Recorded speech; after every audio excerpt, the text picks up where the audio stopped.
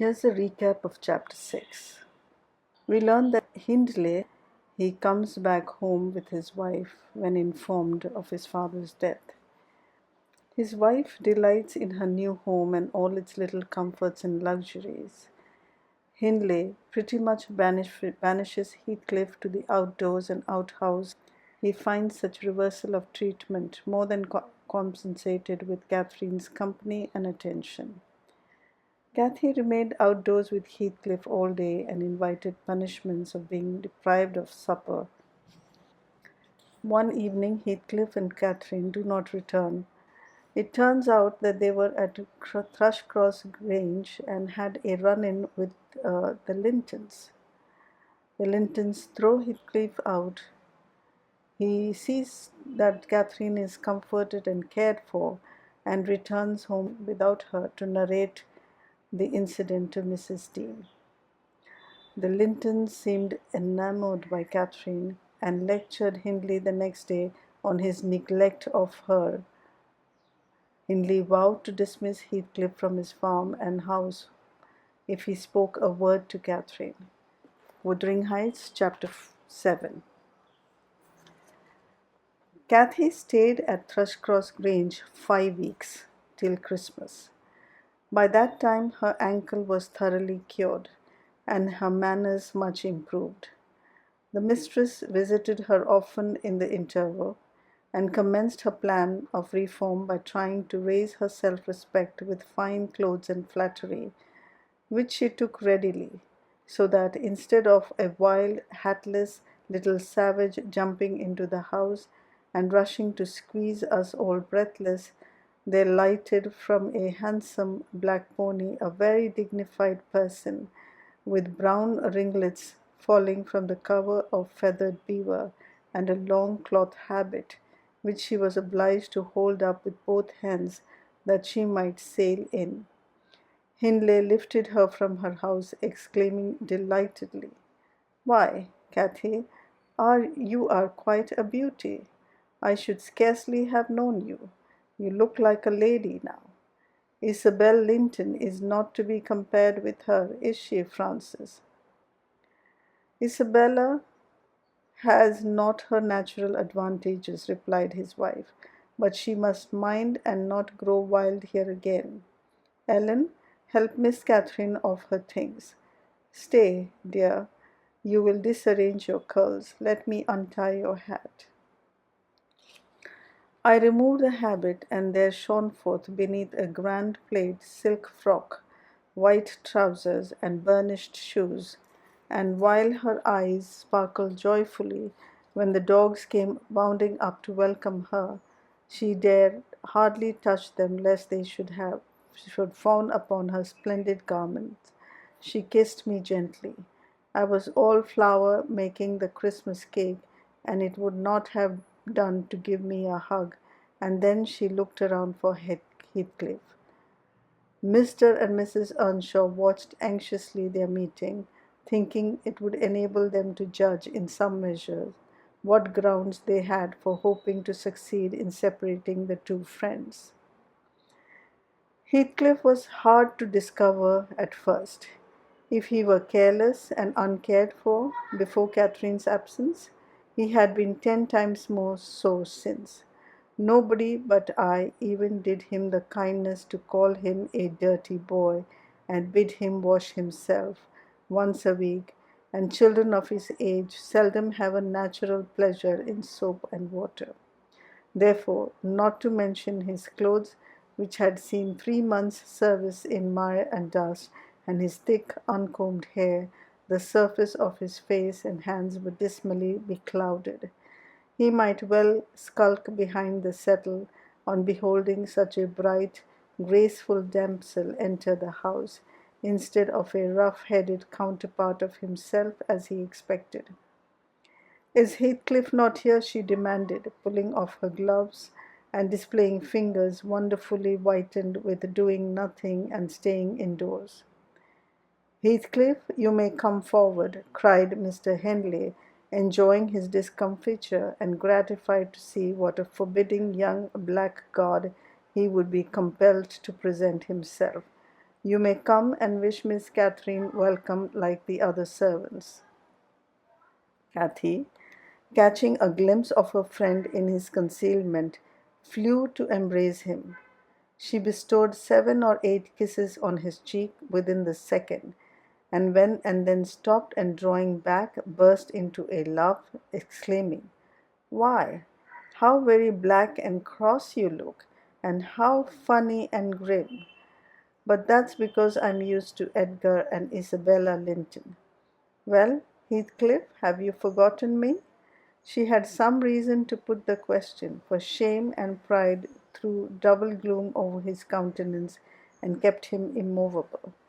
"Shake hands, Heathcliff," said Mr. Earnshaw condescendingly, "once in a way that is permitted." "I shall not," replied the boy, finding his tongue at last. "I shall not stand to be laughed at. I shall not bear it." And he would have broken from the circle, but Miss Cathy seized him again. "I did not mean to laugh at you," she said. "I could not hinder myself. Heathcliff, shake hands at least. What are you sulky for? It was only that you looked odd. If you wash your face and brush your hair, it will be all right, but you are so dirty." She gazed concernedly at the dusky fingers she held in her own, and also at her dress, which she feared had gained no embellishment from his contact with his. "You needn't have touched me," he answered, following her eyes and snatching away his hand. "I shall be as dirty as I please, and I like to be dirty, and I will be dirty." With that he dashed head foremost out of the room amid the merriment of the master and mistress, and to the serious disturbance of Catherine, who could not comprehend how her remarks should have produced such an exhibition of bad temper.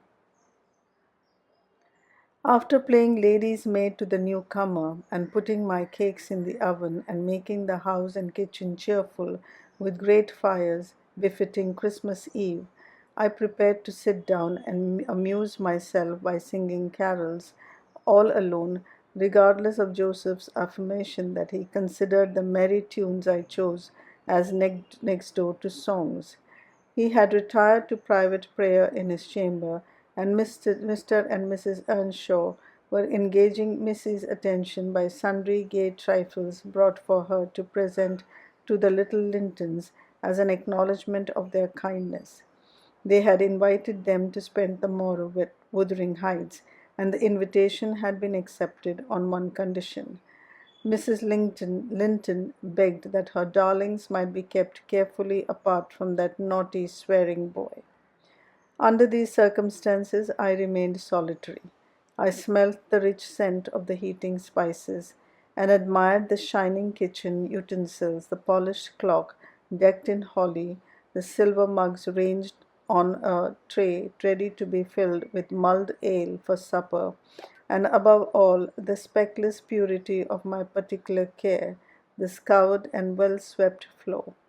I gave due inward applause to every object, and then I remembered how old Earnshaw used to come in when all was tidied, and call me a cant lass and slip a shilling into my hand as a Christmas box, and from that I went on to think of his fondness for Heathcliff, and his dread lest he should suffer neglect after death had removed him, and that naturally led me to consider the poor lad's situation now, and from singing I changed my mind to crying. It struck me soon, however, there would be more sense in endeavoring to repair some of his wrongs than shedding tears over them. I got up and walked into the court to seek him. He was not far. I found him smoothing the glossy coat of the new pony in the stable and feeding the other beasts according to custom. "Make haste, Heathcliff," I said. "The kitchen is so comfortable and Joseph is upstairs. Make haste and let me dress you smart before Miss Cathy comes out, and then you can sit together with the whole hearth to yourself and have a long chatter till bedtime." He proceeded with his task and never turned his head towards me. "Come, are you coming?" I continued. There's a little cake for each of you, nearly enough, and you'll need half an hour's donning." I waited 5 minutes, but getting no answer left him. Catherine supped with her brother and sister-in-law. Joseph and I joined at an unsociable meal, seasoned with reproofs on one side and sauciness on the other. His cake and cheese remained on the table all night for the fairies. He managed to continue work till 9 o'clock, and then marched dumb and dour to his chamber. Cathy sat up late, having a world of things to order for the reception of her new friends. She came into the kitchen once to speak to her old one, but he was gone, and she only stayed to ask what was the matter with him and then went back. In the morning he rose early, and as it was a holiday, carried his ill humour on to the moors, not reappearing till the family were departed for church. Fasting and reflection seemed to have brought him to a better spirit. He hung about me for a while, and having screwed up his courage, exclaimed abruptly, "Nelly, make me decent. I'm going to be good." "High time, Heathcliff," I said. "You have grieved Catherine. She is sorry she ever came home, I dare say. It looks as if you envied her, because she is more thought of than you." The notion of envying Catherine was incomprehensible to him, but the notion of grieving her he understood clearly enough. "Did she say she was grieved?" he inquired, looking very serious. "She cried when I told her you were off again this morning." "Well, I cried last night," he returned, "and I had more reason to cry than she." "Yes, you had the reason of going to bed with a proud heart and an empty stomach," said I. "Proud people breed sad sorrows for themselves. But if you be ashamed of your touchiness, you must ask pardon, mind, when she comes. You must go up and offer to kiss her, and say you know best what to say, only do it heartily, and not as if you thought her converted into a stranger by her grand dress. And now, though I have dinner to get ready, I'll steal time to arrange you so that Edgar Linton shall look quite a doll beside you, and that he does. You are younger, and yet I'll be bound you are taller and twice as broad across the shoulder. You could knock him down in a twinkling. Don't you feel that you could?" Heathcliff's face brightened a moment. Then it was overcast afresh, and he sighed. "But if I knocked him down 20 times, that wouldn't make him less handsome, or me more so. I wish I had light hair and a fair skin, and was dressed and behaved as well, and had a chance of being as rich as he will be." "And cried for mamma at every turn," I added, "and trembled if a country lad heaved his fist against you, and sat at home all day for a shower of rain. Oh, Heathcliff, you are showing a poor spirit. Come to the glass, and I'll let you see what you should wish. Do you mark those 2 lines between your eyes, and those thick brows, and instead of rising arch sink in the middle, and that couple of black fiends so deeply buried, who never open their windows boldly, but lurk glinting under them like devil's spies? Wish and learn to smooth away the surly wrinkles, to raise your lids frankly, and change the fiends to confident, innocent angels, suspecting and doubting nothing, and always seeing friends where they are not sure of foes." That's an interesting, very, very interesting and imaginative description of a face. Well, to continue. Don't get the expression of a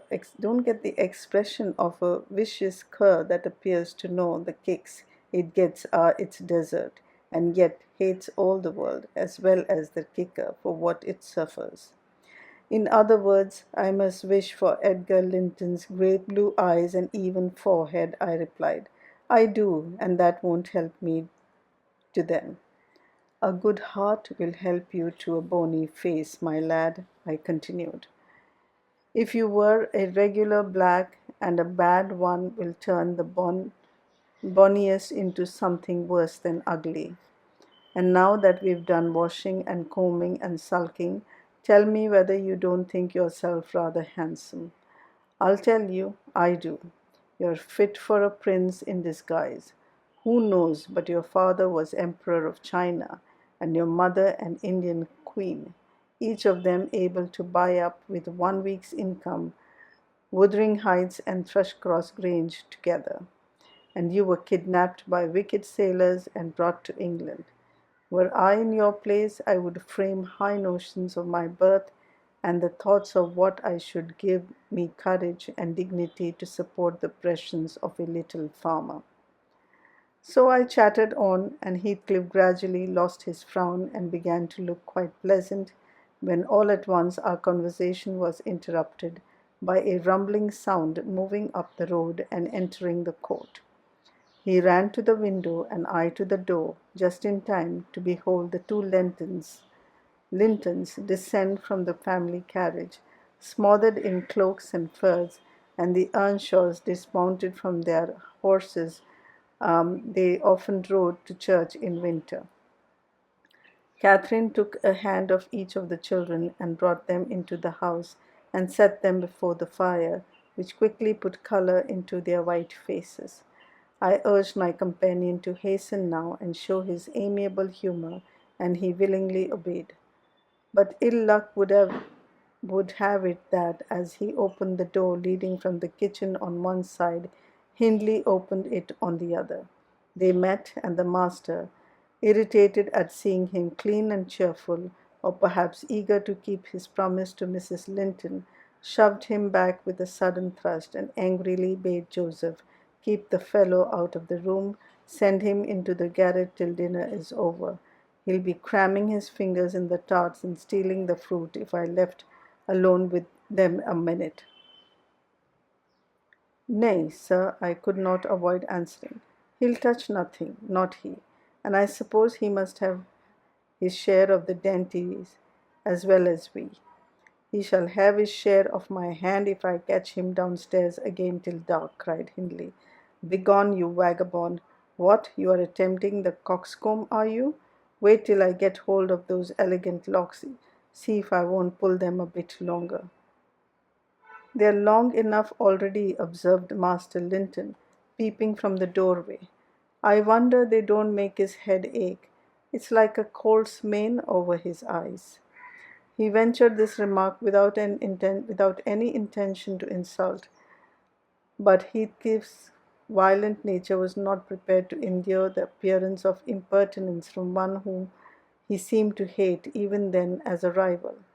He seized a tureen of hot apple sauce, the first thing that came under his gripe, and dashed it full against the speaker's face and neck, who instantly commenced a lament that brought Isabella and Catherine hurrying to the place. Mr. Earnshaw snatched up the culprit directly and conveyed him to his chamber, where doubtless he administered a rough remedy to cool the fit of passion, for he reappeared red and breathless. I got the dishcloth and rather spitefully scrubbed Edgar's nose and mouth, affirming it served him right for meddling. His sister began weeping to go home, and Cathy stood by confounded, blushing for all. You should not have spoken to him, she expostulated with Master Linton. He was in a bad temper, and now you spoilt your visit, and he'll be flogged. I hate him to be flogged. I can't eat my dinner. Why did you speak to him, Edgar? I didn't, sobbed the youth, escaping from my hands and finishing the remainder of the purification with his cambric pocket handkerchief. I promised Mamma that I wouldn't say one word to him, and I didn't. Well, don't cry, replied Catherine contemptuously. You're not killed. Don't make more mischief. My brother is coming. Be quiet. Give over, Isabella. Has anybody hurt you? There, there, children, to your seats, cried Hindley, bustling in. That brute of a lad has warmed me nicely. Next time, Master Edgar, take the law into your own fists. It will give you an appetite. The little party recovered its equanimity at sight of the fragrant feast. They were hungry after their ride and easily consoled since no real harm had befallen them. Mr. Earnshaw carved bountiful platefuls, and the mistress made them merry with lively talk. I waited behind her chair and was pained to behold Catherine, with dry eyes and an indifferent air, commence cutting up the wing of a goose before her. An unfeeling child, I thought to myself. How lightly she dismisses her old playmate's troubles. I could not have imagined her to be so selfish. She lifted a mouthful to her lips and then she set it down again. Her cheeks flushed and the tears gushed over them. She slipped her fork to the floor and hastily dived under the cloth to conceal her emotion. I did not call her unfeeling long, for I perceived she was in purgatory throughout the day, and wearying to find an opportunity of getting by herself or paying a visit to Heathcliff, who had been locked up by the master, as I discovered on endeavouring to introduce to him a private mess of victuals. In the evening we had a dance. Cathy begged that he might be liberated then, as Isabella Linton had no partner. Her entreaties were vain, and I was appointed to supply the deficiency. We got rid of all gloom in the excitement of the exercise, and our pleasure was increased by the arrival of the Gimmerton band, mustering 15 strong, a trumpet, a trombone, clarionets, bassoons, French horns, and a bass viol besides singers. They go the rounds of all the respectable houses and receive contributions every Christmas, and we esteemed it a first-rate treat to hear them. After the usual carols had been sung, we set them to songs and glees. Mrs. Earnshaw loved the music, and so they gave us plenty. Catherine loved it too, but she said it sounded sweetest at the top of the steps and went up in the dark. I followed. They shut the house door below, never noting our absence. It was so full of people. She made no stay at the stairs head, but mounted further to the garret where Heathcliff was confined and called him. He stubbornly declined answering for a while. She persevered, and finally persuaded him to hold communion with her through the boards. I let the poor things converse unmolested till I supposed the songs were going to cease and the singers to get some refreshment. Then I clambered up the ladder to warn her. Instead of finding her outside, I heard her voice within. The little monkey had crept by the skylight of one garret along the roof into the skylight of the other, and it was with the utmost difficulty I could coax her out again. When she did come, Heathcliff came with her, and she insisted that I should take him into the kitchen, as my fellow servant had gone to a neighbour's to be removed from the sound of our devil's psalmody, as it pleased him to call it.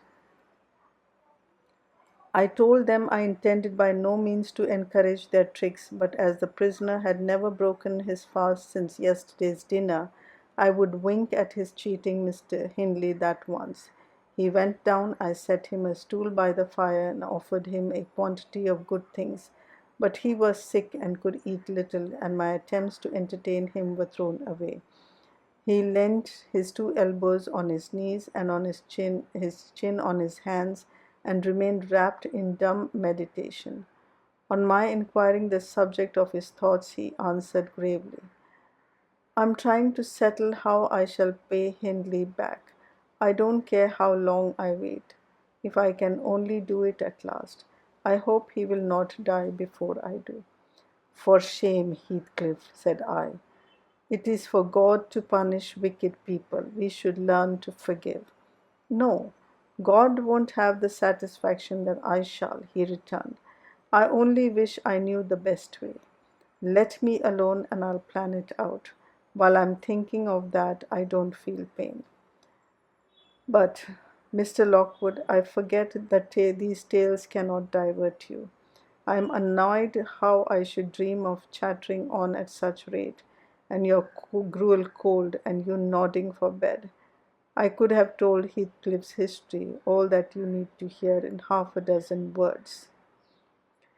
Thus interrupting herself, the housekeeper rose and proceeded to lay aside her sewing, but I felt incapable of moving from the hearth, and I was very far from nodding.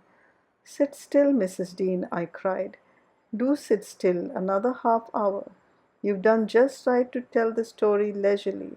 That is the method I like, and you must finish in the same style. I am interested in every character you have mentioned, more or less." "The clock is on the stroke of 11, sir." "No matter. I am not accustomed to go to bed in the long hours. 1 or 2 is early enough for a person who lies till 10. "You shouldn't lie till 10. There's the very prime of the morning gone long before that time. A person who has not done one half of day's work by 10 o'clock runs a chance of leaving the other half undone. Nevertheless, Mrs. Dean, resume your chair, because tomorrow I intend lengthening the night till afternoon. I prognosticate for myself an obstinate cold, at least." "I hope not, sir." "Well, you must allow me to leap over some 3 years. During that space, Mrs. Earnshaw—" "No, no, I'll allow nothing of the sort. Are you acquainted with the mood of mind in which, if you were seated alone and the cat licking its kitten on the rug before you, you could watch the operation so intently that puss's neglect of one ear would put you seriously out of temper? A terribly lazy mood, I should say. On the contrary, a tiresomely active one. It is mine at present, and therefore continue minutely. I perceive that people in these regions acquire over people in towns the value that a spider in dungeon does over a spider in a cottage to their various occupants, and yet the deepened attraction is not entirely owing to the situation of the looker-on. They do live more in earnest, more in themselves, and less in surface change and frivolous external things. I could fancy a love for life here almost possible, and I was a fixed unbeliever in any love of a year's standing. One state resembles setting a hungry man down to a single dish on which he may concentrate his entire appetite and do it justice. The other, introducing him to a table laid out by French cooks. He can perhaps extract as much enjoyment from the whole, but each part is mere atom in his regard and remembrance. "Oh, here we are the same as anywhere else when you get to know us," observed Mrs. Dean, somewhat puzzled at my speech. "Excuse me," I responded. "You, my good friend, are a striking evidence against that assertion.